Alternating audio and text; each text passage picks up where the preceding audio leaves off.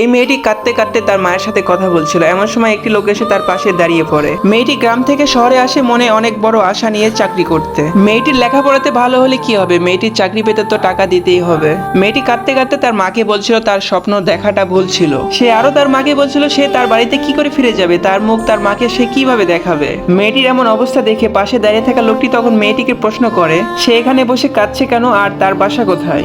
মেয়েটি দাঁড়িয়ে লোকটিকে ভয়ে ভয়ে বলে সে চাকরি করতে এসেছিল। কথাটি বলে সে চলে যেতে লাগে। তখন লোকটি এই মেয়েটিকে দাঁড়াতে বলে এবং বলে আমি তোমাকে চাকরি দেবো, তুমি আমার সাথে চলো।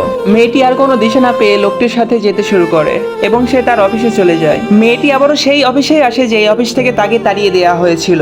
এই অফিসের দায়িত্বে থাকা ছেলেটি তখন মেয়েটিকে দেখতে পেয়ে সে তাকে আবারও তার কাছে ডাকে এবং ছেলেটি মেয়েটিকে বলে তোর 10,000 টাকা দেওয়ার সামর্থ্য নেই, তুই আবার কেন অফিসে আসলি বল। মেয়েটি তখন বলে আমার চাকরির খুব দরকার তাই এসেছি। এই মেয়েটি কি চাকরি পেলো আর এই অফিসের ম্যানেজারের কি হলো তা পার্ট 2 দেখতে ভিডিওতে লাইক দিয়ে চ্যানেলটি সাবস্ক্রাইব করে দিন।